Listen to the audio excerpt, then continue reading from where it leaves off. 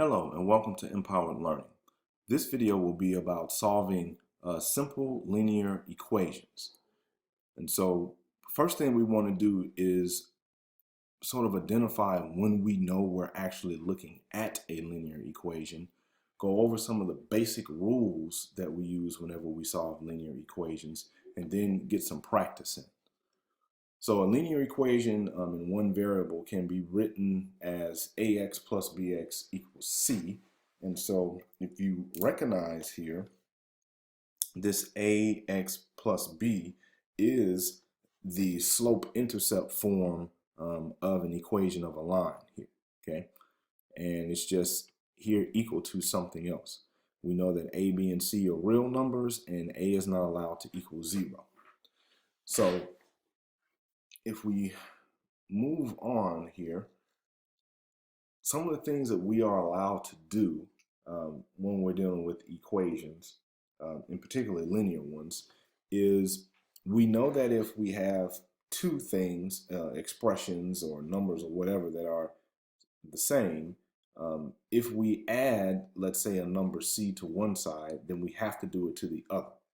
And so when we look at equations from a procedural standpoint, we want to think of it like a seesaw that always needs to be balanced. So if you do something to one side of the seesaw, then you have to do the same thing to the other in order to make everything balance out. Okay. We also know that just like if we wanted to add some kind of constant or expression to one side of an equation, we have to do it to the other. That also has to be true if we're trying to multiply or divide. And so here we say if we have two things that are equal to each other, if we multiply something on one side of the equation, we have to do the same on the other. And of course, we want to avoid doing that with 0. Because of course, if we do that with 0, then it basically zeroes everything out, and there's really no point in doing that.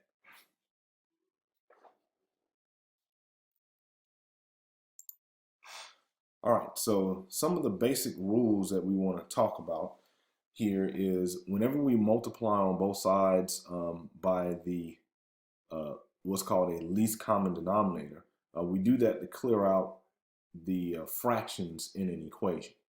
Okay. Like how we saw in the polynomial videos, if you've watched those,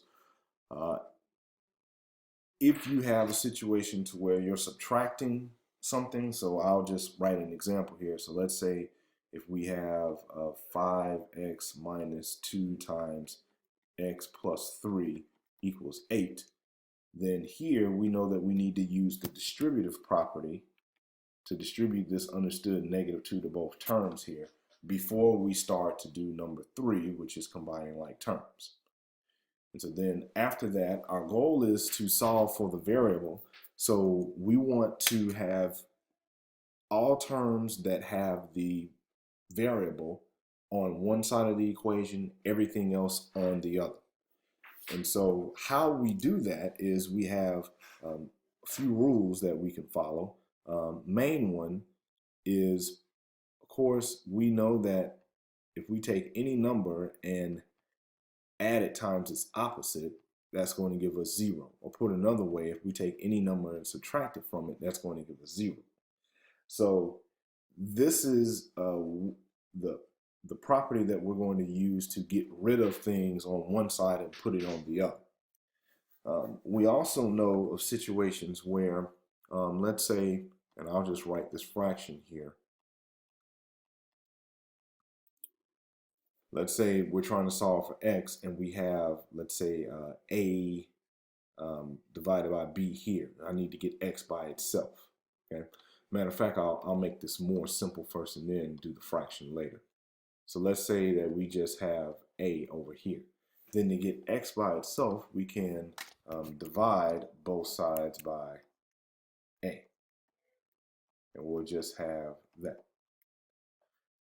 Now that's also the same as saying I'm going to multiply both sides by its reciprocal, which is 1 over a. And of course, we know that because anything times its reciprocal is always equal to 1. And so just saying a divided by a is just a succinct way of saying that. And of course, here on this side, of course, I also have the x there. So these a's reduce to 1, and I just have x, and I do y divided by a. Now, if I had a fraction like this, then what I could do is multiply by the reciprocal of a over b, which is just b over a. And so these b's reduce to 1, those a's reduce to 1, and I just have x on the left side. And here, when I look at y, I look at y like y divided by 1. So this will be y times b over 1 times a, which is a. And so that's how we would go about solving for x there. So in short, I'm just trying to remind you of rules that you need to keep in mind, because I know some people use the description of, hey, we're going to move this number or expression from one side of the equation to the other. And that's actually not what we're doing. We either have to add both sides to that equation or subtract it, and we end up using one of these rules here or this rule here to simplify once we do that action. Okay. So in this first example, you'll see that the first thing that we do here for this equation is we are distributing. Okay. And so once we distribute, we figure out that 5 times 2x is 10x, 5 times 3 is 15, and of course here we can combine like terms. -1 plus 7 is 6. Get 10x there, get 15 there. And so now from this point, we see that we are subtracting 15 from both sides. And the reason that we want to do that is that we want to solve for x. So to do that, we need to get this term by itself. And the first step in order to getting that term by itself is to get rid of this term. And the best way to get rid of it is to somehow make this just be 10x all by itself. Well, we know that 10x plus 0 is the same thing as 10x. But the only way to get 0 here is to subtract 15 from itself. So if we do it on the left side, we also have to do it on the right side of the equation to keep everything balanced. And so 15 minus 15 cancels to 0, and 0 plus 10x is just 10x. And then 6 minus 15 is a -9. And then from there, we just divide both sides by 10, like how you see. And our final answer ends up being x equals 9/10, which is here. So for our next example, you'll see this is how we deal with a fraction here. And so here we need to get a by itself. And since we don't have anything that that's being added to it, like for instance, we don't have anything like this, where we need to subtract 3 from both sides first. We don't have anything like that. So all we have to do is get rid of this 3/5, and we can do that by multiplying both sides of the equation by the reciprocal. The reciprocal of 3/5 is just 5/3. We just flip the fraction. And so in doing that, these 5's reduce to 1, these 3's reduce to 1, and now we just have all these 1's just being multiplied by a, which is just a. And over here, we know that this is the same as 12 over 1, and that 3 goes into 12 4 times. So 3 goes into 3 once, 3 goes into 12 4 times, and now we basically have a situation where we have 20 over 1, which is just which ends up being just 20. All right, so now what we want to do is look at some of these examples and try to solve for the variable x in all of these. So for this first example, what we are doing is we need to solve for x, so we need to get rid of this -3 here. So we can add 3 to both sides, and that will cancel that to 0. and then 5 plus 3 is 8. We know that 2x plus 0 is just 2x.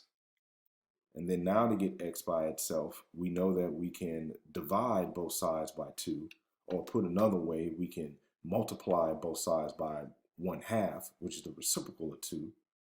And so when we do that, 2 divided by 2 is just 1.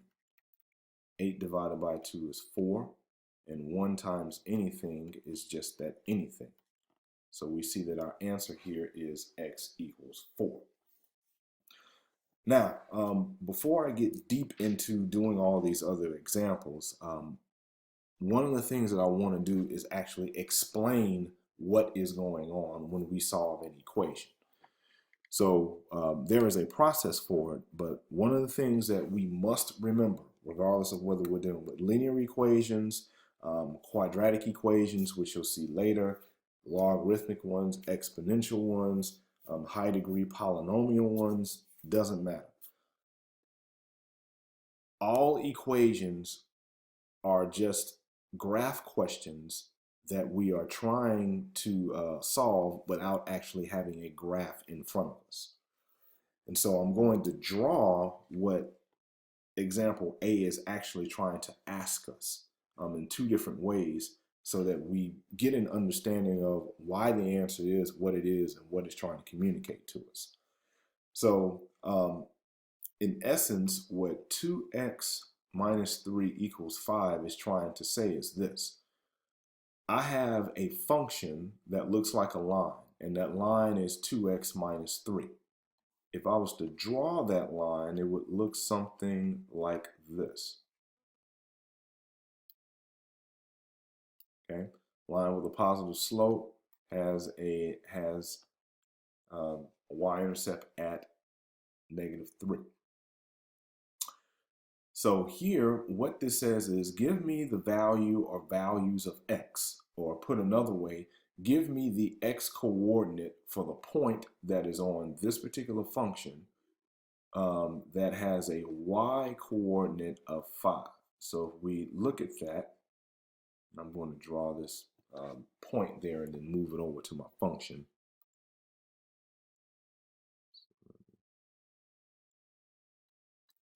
So here, what we're basically trying to figure out is, what is this particular value of x right there? So when y is equal to 5 for this point, what is the corresponding value of x? So that's one interpretation of what that is saying. Another interpretation of this, and I'll draw a similar function here, is I can say, when do the function 2x minus 3, which is a line that looks like this, goes up from left to right, and the function y equals 5, which is a horizontal line that goes like this, when do they cross each other, or when do they intersect each other? So if I was going to draw the other function y is equal to 5, that would look something like this. And I want to know at what x value location here do this function, the line 2x minus 3, and the horizontal line y equals 5, when do they intersect each other? And they intersect each other at a particular x value. And that x value would be 4 in this case. So when we work this out procedurally, we're just basically trying to figure out this answer without us necessarily having to draw this graph and figure everything out from a graphical standpoint, okay? And it makes it quicker for us to be able to do that. But I'm bringing this up only because I want everyone that watches these videos to understand that even though the process is simple, you need to understand why you're doing what you're doing.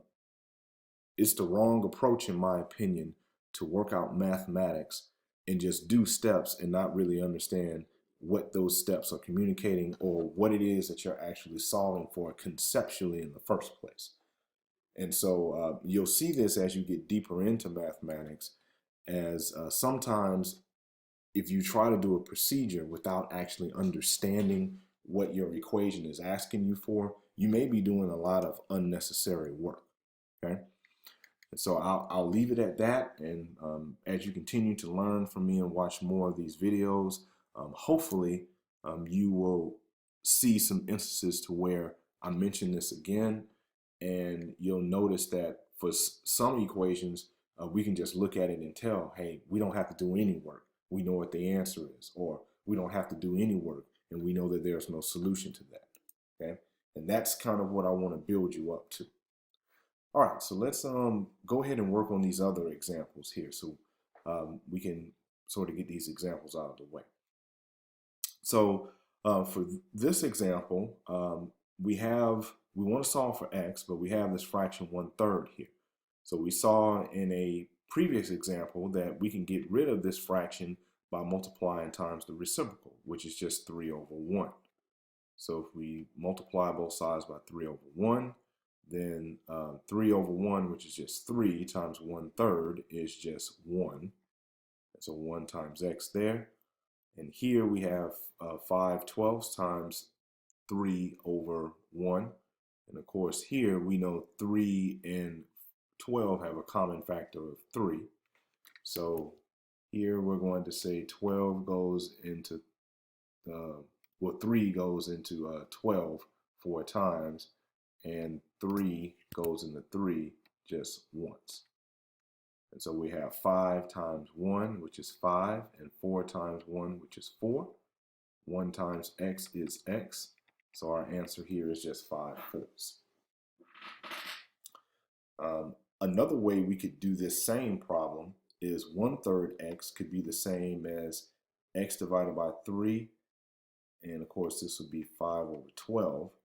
And so now what we could do, since this equation is technically called a proportion, and we could cross multiply. So if we cross multiply, we would just say 12 times x equals 3 times 5, and that would give us 12x equals 15. And then from there, I'll just come over here and make some more room. 12x equals 15. We can divide both sides by 12 and see that we get x is equal to 15 divided by 12. And here we know that 15 is the same thing as 3 times 5. 12 is the same thing as 3 times 4. And of course you have a common factor of 3 that can reduce to 1.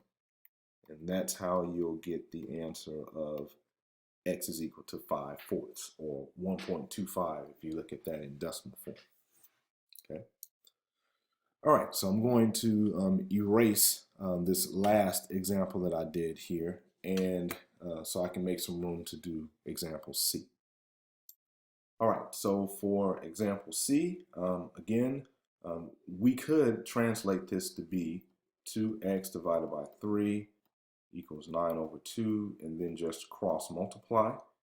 And if we do it that way, 2 times 2x is 4x, and 3 times 9 is 27. And then to get x by itself, we just divide both sides by 4. And we just get 27/4. And so that is one way to do it.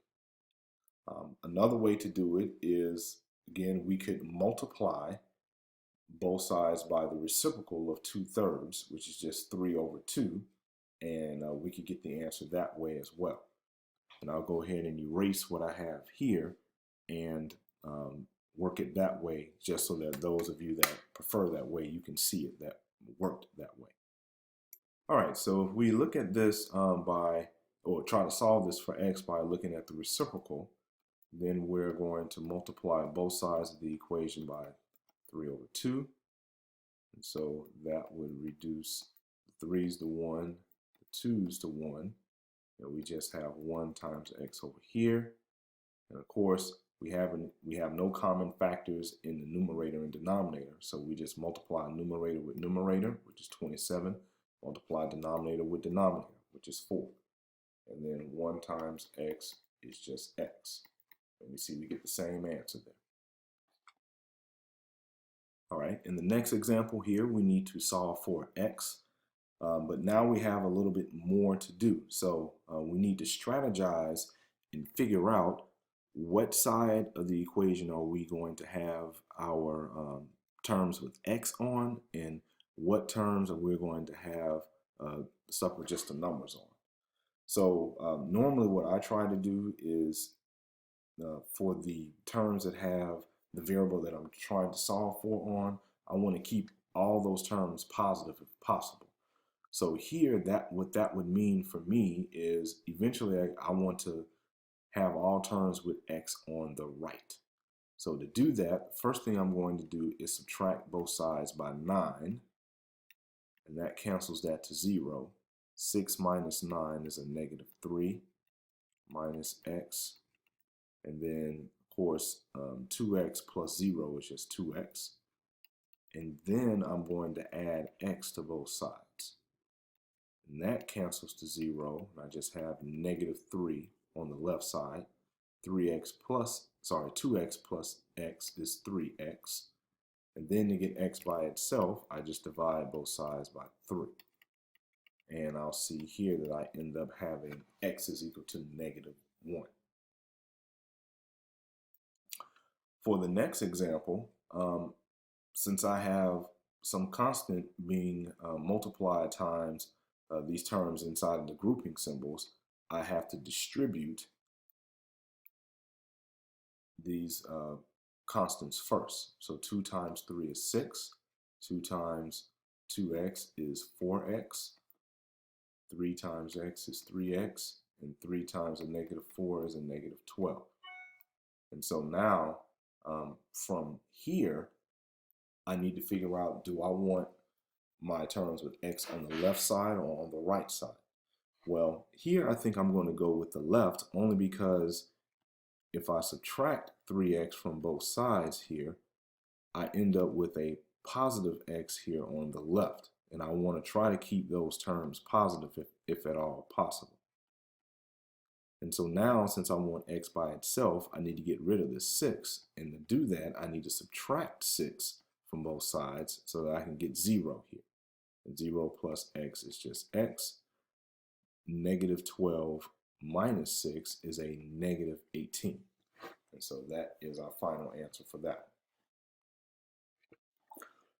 For example F, notice here that I have subtraction of 2x minus 1.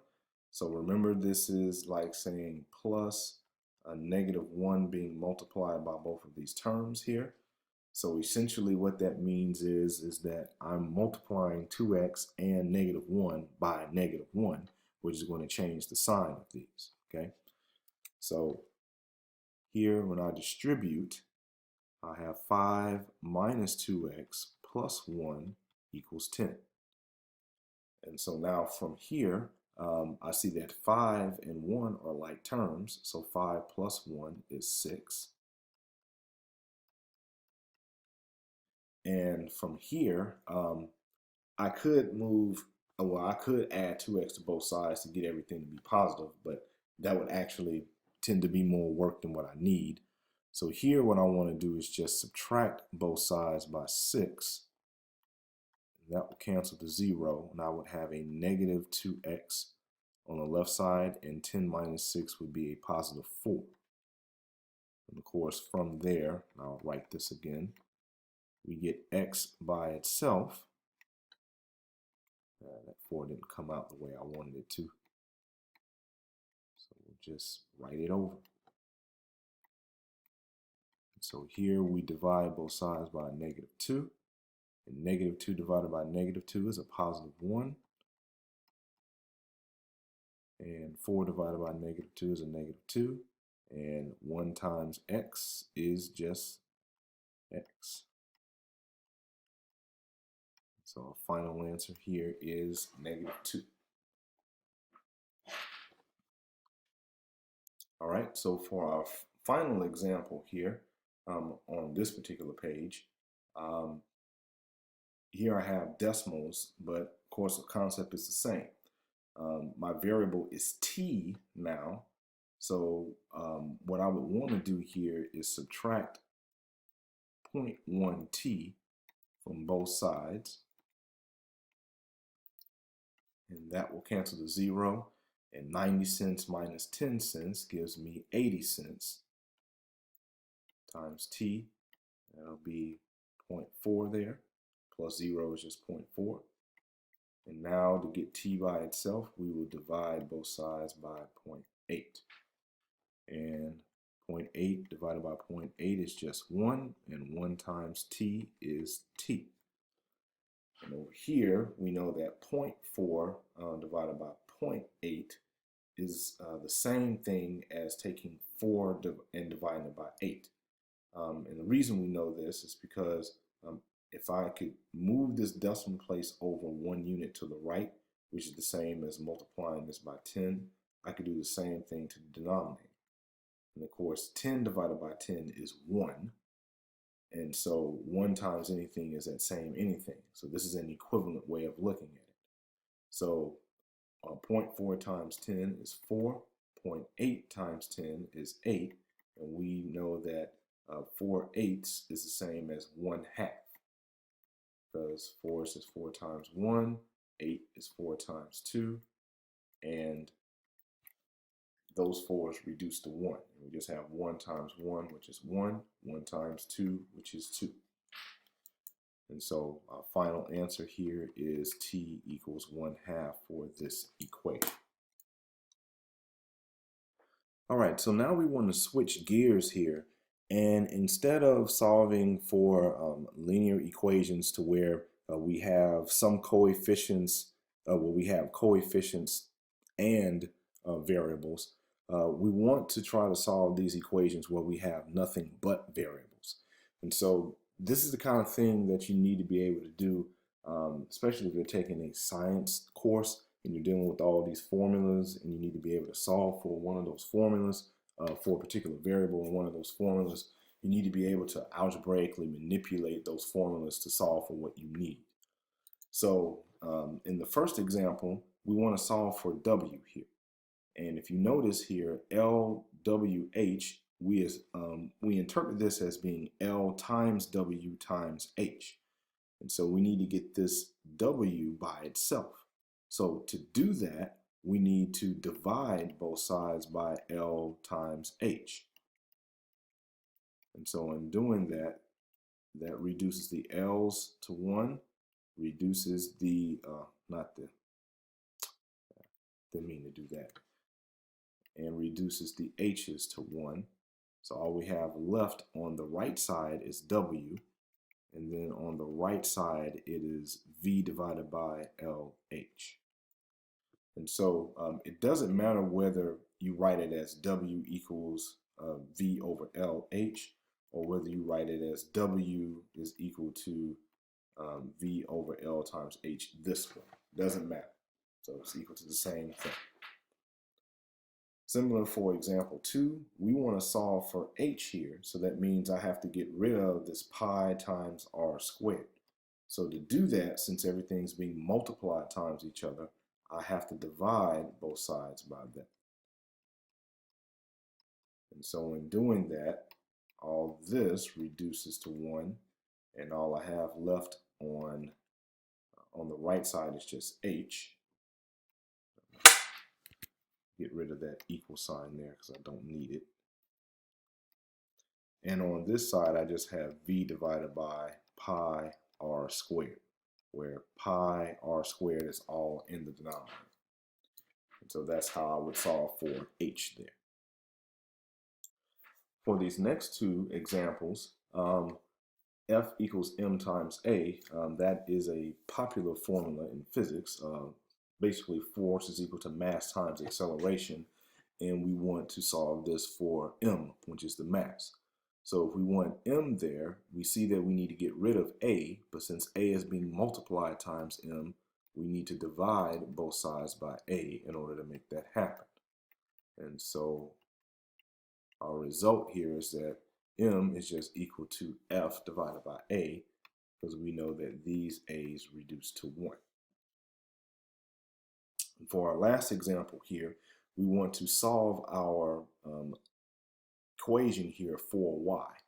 And so what this is actually the standard form for an equation of a line. And so lines have three different forms that we use to be able to interpret what's going on with them. And this is one of those three. If you're interested in learning more about that, please check out my videos on equations of lines. So essentially what this problem is asking us to do is to take this equation, this linear equation, and write it as y equals what? And so really what it's asking us to do is to take this from standard form and put it in what we call slope-intercept form. This is really what it's trying to get us to do. But in doing this, we're going to find out specifically what is m and specifically what is this little b here in terms of big A, big B, and big C. Okay? So to do this, know that we need to have this term by itself. So that means we need to get rid of the a times x term first. So first thing that we'll do is subtract both sides by ax. So that will go to 0, and that will give us just b times y on the left. And this will be c minus a times x on the right. And then we need to get y by itself, but since big B is being multiplied times y, we have to divide to get rid of it. So that means we have to do the same thing on the other side of the equation as well. And so these b's reduce to 1. 1 times y is y. And here we just have c minus ax over b. If we split this up into two separate fractions, this would be c over b times ax over b, which we could also interpret this way. Oops, wrote the x in the wrong place there. And if we turn this around using the commutative property, then we see that we actually have negative a over b times x plus c over b. And what you'll notice here is that what we see here looks very similar to what we see up here. And in particular, this negative a over b is exactly what m is, and this big C over big B is exactly what the little b is. Or put another way, this is how we can figure out the y-intercept, and this is how we can find out the slope of the line just by looking at this form here. And so that's basically what this problem was asking us to do without explicitly stating that. All right, so we have some more examples here where we're trying to use these formulas to solve for a particular variable. And so this time we're asked to solve for r for this formula. And for this one, probably the easiest way to do it is to make this f look like a fraction. So we're going to say this is f divided by 1. And now, if you remember, I was telling you that anytime we have two fractional expressions that are equal to each other, this looks like a proportion, and we can just cross multiply. And so we'll do that here. So f times r is fr, and 1 times mv squared is just mv squared. And so now that we've made that look easy, we need to solve for r, which means we need to get rid of f. So we can just divide both sides by f. Since f is being multiplied by r, we divide to get rid of it. And of course, what we mean by quote unquote get rid of it is that these f's reduce to 1, and 1 times r is just r. And of course, on the right side, we just end up with whatever we end up with. And so that would be our answer.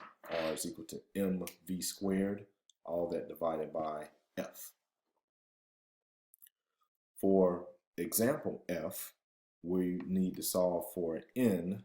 So what we want to do is get rid of the r and the t. Since all this is multiplied times each other, we would just divide both sides by RT. So PV over RT is equal to N. And so just so that you know, this PV equals nRT is used in physics as a formula for one of the gas laws. And so for our last example, we want to take this equation here, which actually is the equation for simple interest. If we were to borrow money, let's say that's P, or the principal, at a percentage rate R per year for a particular time period, we could figure out what our new amount would be, or the new balance would be, after so many years of having that money being borrowed before we pay it back. So we need to solve this for R, which is going to be the annual interest rate. So to do that, there's a couple of ways we can do it. So I'm going to work this problem out at least twice so that you can see the different ways here. So way number one, we will first distribute the P here to both terms. And if we do that, that would be just P. So P times 1 is just P, plus P times R times T is just PRT. And so now, remember that we want the term with just R by itself here. So that means we need to get rid of this term here with just P. So we subtract P from both sides. We get A minus P equals PRT. And again, we're solving for R. So on the right side now, we need to get rid of the P and the T. Since P, R, and T are all being multiplied times each other, to get quote unquote rid of the PT, we would have to divide both sides by PT to do it. And that would reduce the P's to 1, and I did it again, and reduce the not the R's, but reduce the T's to 1. So let me just erase that part there.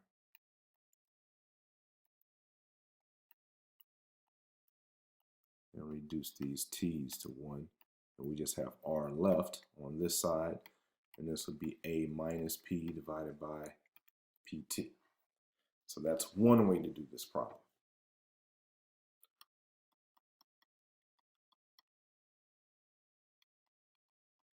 Another approach to doing this problem, and that needs to be a plus, is we can first divide both sides by P to begin with. And so we'll just have A divided by P equals 1 plus RT. And then from there, since we want this term with R by itself, we have to subtract 1 from both sides. Now notice that A over P and minus 1 are unlike terms. So it's not much we can do with that at this point. Okay. And so then from there, if we wanted to get R by itself, we would have to divide both sides by T.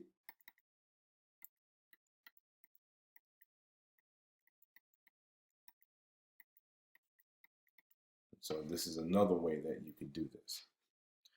Now, what I want you to realize is that this answer and this answer are the same. And so I'm going to show you how these answers are the same by further simplifying this answer here to make it look like this one. So if I keep on going here, I'll just give myself some separation. I know that to subtract two fractions, and I say that because I know that 1 could be looked at as 1 divided by 1, I have to have a common denominator. And of course, the common denominator in between P and 1 is just P. So if I multiply numerator by P and denominator by P, then here I have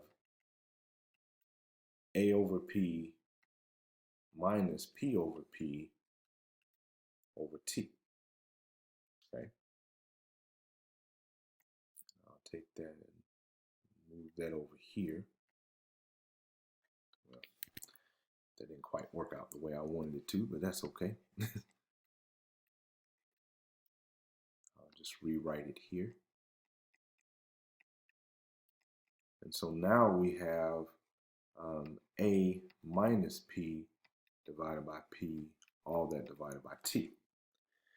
And so here we know that whenever we deal with complex fractions, and I'll just go ahead and write this out down here, we know that we can do the method of keep, change, flip.